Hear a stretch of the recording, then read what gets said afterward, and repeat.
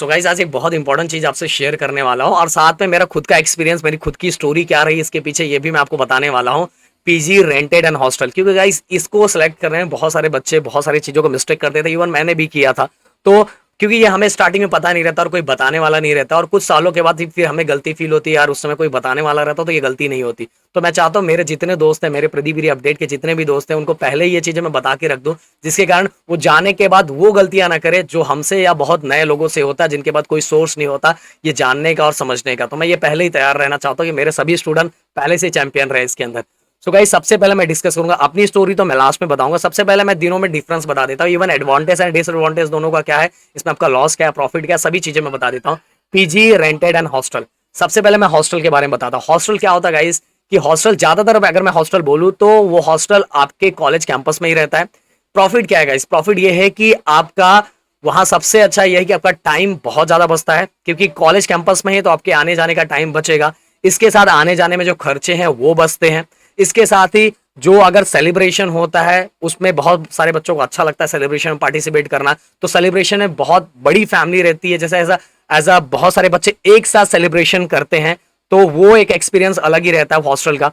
इसके साथ ही वहाँ एक मतलब ग्रुप में रहने का एक एक्सपीरियंस मिलता है। ये सभी चीजें बहुत अच्छी है। बट गाइज अगर मैं डिसएडवांटेज की बात करूं, और डिसएडवांटेज की बात करूं तो पहला ये है कि अगर मान लो आप जब हॉस्टल में जाते हो तो आपको स्टार्टिंग में नहीं पता रहता कि आपके साथ रूममेट कौन होने वाला है, ये कुछ भी नहीं पता। अब हो सकता है जो रूममेट हो उसका पढ़ाई पे बिल्कुल ध्यान नहीं रहता हो, उसका हमेशा यहाँ वहाँ फालतू चीजों में ध्यान रहता होगा, तो आप हो सकता है आपका फोकस ये होगा कि भले मैं पहले नहीं पढ़ता हूँ पर मैं पूरा फोकस लगाऊं पढ़ाई पे। बट घर जब आपके रूम में वो एटमोस्फेयर अलग तरह का क्रिएट होता है, भले आप कितना भी रोको फिर भी 10 में से एक बार आपका कंसंट्रेशन टूट ही जाता है गाइस। ये एक बड़ा डिसएडवांटेज है। और हॉस्टल में इवन अगर बाजू वाले रूम वाले लड़के भी आके बैठ जाते हैं, क्योंकि सब एक ही डिपार्टमेंट के लोग रहते हैं तो आके बैठते हैं, ज्यादा डिस्कशन में ही बात, अगर कुछ बहस होने लगा बात होने लगा तो उसमें बहुत ज्यादा टाइम चला जाता है। ये हॉस्टल का एक डिसएडवांटेज है।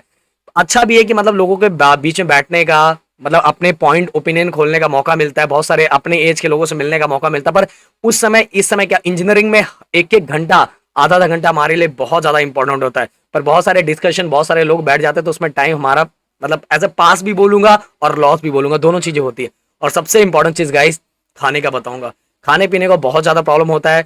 और हाँ, एक एडवांटेज ये है कि वहां आपको एक टाइम सीखने का बहुत अच्छा मौका मिलता है कि टाइम टू टाइम अपनी चीजों को किस तरह से करना है। अगर टाइम से लेट हो गए तो फिर ये चीज आपको नहीं मिलेगी। Breakfast on time, then lunch dinner सभी टाइम टू टाइम मिलता है। इसके कारण आपके अंदर डिसिप्लिन आता है कि आपको हर टाइम कैसे रहना है, कैसे मैनेज करना। 9 बजे के बाद ब्रेकफास्ट नहीं मिलेगा, ये सभी चीजें तो आप पहले से तैयार रहते हो। बट डिसएडवांटेज खाने को लेके क्या है, ज्यादातर हॉस्टल में मैं बोलूँ खाना अच्छा नहीं होता, ये मैं ओपनली बोल रहा हूँ। ज्यादातर हॉस्टल में, अब मैं किसी का नाम तो ले नहीं रहा हूँ इसलिए मुझे बोलना है, और मैं अपने स्टूडेंट को सब चीजें शेयर जरूर करना चाहता हूँ। ज्यादातर हॉस्टल में स्टार्टिंग के कुछ मंथ खाना बहुत अच्छा मिलता है, पर कुछ दिनों के बाद वही घिसा पिटा हाल, वही पुराना, बच्चों को पसंद नहीं आता, कहीं ये हाल, कहीं मतलब बनाने का तरीका अच्छा नहीं, बहुत सारी चीजें ऐसी है। तो हॉस्टल जरूर चेक करो अगर हॉस्टल लेने जा रहे हो तो। ये हॉस्टल को लेके है। अब मैं बताता हूँ गाइस दूसरा पीजी।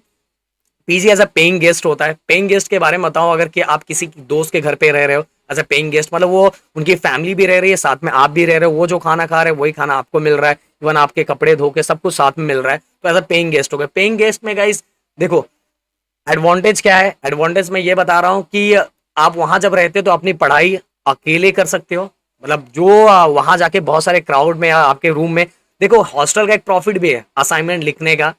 असाइनमेंट लिखने के टाइम फिर इसके बाद अगर आपको कुछ आ नहीं रहा तो आपका दोस्त आपको बता सकता है, अगर अच्छे लोग अच्छा ग्रुप है तो बता सकता है, उसमें आपको पढ़ाई अच्छा होता है। बट अगर वहां डिस्टर्ब करने वाले ज्यादा लोग रहते हैं हॉस्टल में, ऐसा रहता है कि ज्यादातर शोर और ज्यादा हो जाता है। हाँ, लोग वार्डन आके आपको समझाता है, डांटता चिल्लाता है, फिर भी 1-2 साल के बाद वार्डन की कोई सुनता नहीं है। और पीजी में क्या होता है, आपका खुद का है, आपको पता है कि आप पढ़ाई कितना घंटा कर सकते हो, आप रह सकते हो, अपना अकेला रूम रहेगा उसमें चुपचाप शांति से पढ़ोगे। आप आराम से जो खाना बन रहा है वो खा रहा हूँ, मतलब जो अब उनके जो उनके लिए या दोस्त के घर में रह रहे तो दोस्त के लिए जो खाना बनेगा वही खाना आपके लिए बनेगा। या तो एज अ पेइंग गेस्ट लोग ऐसा भी करते हैं, लोग खुद भी रहते हैं और वहां स्टूडेंट को रखते हैं, तो वो थोड़ा सही रहता है। बट थोड़ा कॉस्टली रहता है, थोड़ा पेइंग गेस्ट थोड़ा कॉस्टली रहता है। बट मेरा जो खुद का एक्सपीरियंस है मैं बोलूँ हॉस्टल के कंपैरिजन में पेइंग गेस्ट का तो खर्चा इतना ज्यादा नहीं रहता, इतना ज्यादा नहीं रहता, मुझे पता है। अब मैं बात करूंगा रेंटेड। रेंटेड रेंटेड की मैं बात करूं तो रेंटेड अगर आप जैसे अभी स्टार्टिंग में 6-7 महीने तो ज्यादातर बच्चे हॉस्टल या तो पेइंग गेस्ट ही ऐसे रहते हैं। पर जब 1 साल के बाद, ज्यादातर बच्चे 1 साल 2 साल के बाद जब बाहर निकलते हैं तो वो रेंट पे एक रूम लेते हैं। रूम लेने के बाद 4-5 दोस्त, अब अच्छे अच्छे दोस्त, अब ये टाइम कैसा रहता है कि हमें समझ में आ जाता है कौन से दोस्त बहुत अच्छे हैं या कौन से ऐसे हैं जिनका मेरा माइंडसेट और उनका माइंडसेट सेम है, हम सभी 4-5 लोग मिलके रहेंगे, ऐसा है। और फिर वो डिवाइड करके जो खर्चे वो डिवाइड करके रहते हैं, फिर लंच डिनर खुद से डिसाइड करते हैं। इससे क्या प्रॉफिट होता है? प्रॉफिट इससे है, इससे प्रॉफिट क्या है गाइस कि पहला लॉस भी बहुत है कि बहुत लोग तो मस्ती मजाक करने के लिए बाहर रहने जाते हैं, ये बहुत सारी चीजें होती है, बहुत सारे पैसे इधर उधर करते हैं, क्योंकि हॉस्टल में रहोगे तो थोड़ा रोक टोक रहता है, पीजी में भी रहोगे तो रोक टोक रहेगा, रेंटेड रूम में कोई रोक टोक नहीं, जब मर्जी करे तब आओ जाओ, जो भी करना है वो करो, कोई रोक टोक नहीं है। ये है रेंटेड में, ये है मतलब रेंटेड में ये है। तो उसमें क्या हो जाता है गाइस, हमारे पर कोई मतलब पेरेंट्स तो है नहीं, हमारे ऊपर कोई प्रेशर नहीं है, तो हम किसी भी टाइम, हाँ अगर कोई अच्छा लड़का है तो वो बहुत अच्छी से वो चीजों को यूटिलाइज कर सकता है कि अपने पैसे बचा सकता है, अपने को जो खाना है, अपनी बॉडी पे जो लगने वाली चीजें उनको उसी पैसे में अरेंज करके वो कर सकता है। हॉस्टल में वो नहीं, हॉस्टल में जो बन रहा है वो सबको खाना है। पर अगर आप रूम लेके रह रहे हो और बहुत अच्छे अच्छे लड़के लोगों का आपने ग्रुप बनाया है और ग्रुप बना के उन लड़कों के साथ रह रहे हो, तो इससे आपके खर्चे बचते हैं गाइस, बहुत बचता है पैसा। आप ये जरूरी नहीं बहुत हाई फाई रूम लो, बहुत हाई फाई, एकदम नॉर्मल सा रूम लो, नॉर्मल से रूम लेके अगर उसमें रह रहे हो तो आपका खर्चा बहुत बचता है। अब गाइस मैं अपना सजेशन खुद का बताऊंगा कि मेरा ओपिनियन क्या है और मेरी स्टोरी क्या है। सो गाइस मैं बताऊं, मैं तो हॉस्टल में नहीं रहा हूं, क्योंकि हॉस्टल में मैं रैगिंग के बारे में बताऊंगा, एक वीडियो बनाऊंगा कि मेरी स्टोरी क्या रही है रैगिंग को लेके। तो मैंने बहुत सारी ऐसी चीजें सुनी थी, क्योंकि मेरा एक ग्रुप था और मेरे वहाँ पहचान के भी स्टूडेंट थे, तो जिससे मुझे वहाँ के बारे में पता चल गया था, पहले ही पता चल गया था हॉस्टल का ऐसा हाल है।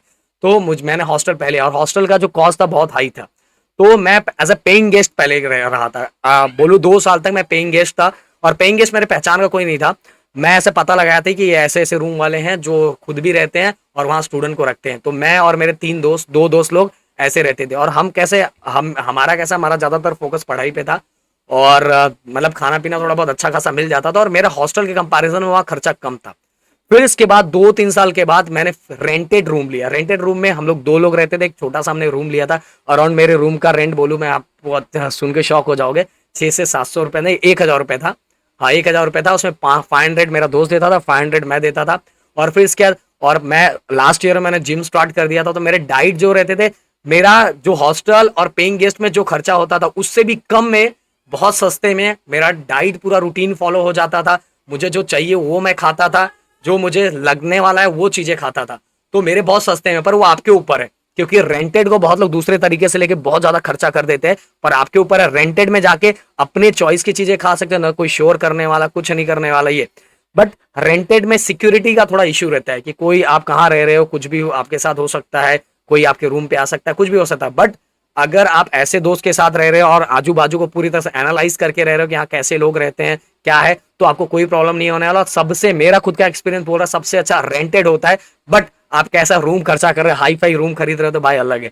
पर मैंने ऐसा नहीं किया, हम लोग ने बहुत अच्छे, बहुत सिंपल सा रूम लिया था, हमें रहना या पढ़ाई करना, शांति चाहिए था। तो मेरा ये खुद का एक्सपीरियंस है। तो मैं आप सभी को सजेशन यही दूंगा कि स्टार्टिंग में तो हॉस्टल में रहो, क्योंकि आपको नहीं पता, मुझे तो सब चीजें मैंने निकाल ली थी, पता लगा ली थी, पर और मेरे कुछ क्लोज लोग भी वहां रहते थे, जिसके कारण मुझे सब पता चल गया। और वो क्लोज लोग थे, मेरे क्लोज फ्रेंड थे स्टार्टिंग से, इसलिए हम लोग वहां साथ में रहते थे। पर हो सकता है आपको ऐसा जगह कॉलेज मिले जहाँ आपका कोई क्लोज फ्रेंड ना रहे, तो अब अगर आप पीजी में जाते हो तो आपके साथ अगर कोई नहीं जा रहा है, तो आप वहां अकेले रह रहे हो तो भी सही नहीं है। मतलब स्टार्टिंग में कुछ टाइम तक हॉस्टल में रह लो, फिर आपको अच्छे खासे जब दोस्त मिल जाएंगे, थोड़ा एक्सपीरियंस हो जाएगा, इसके बाद आप रेंटेड पे डायरेक्ट चले जाओगे।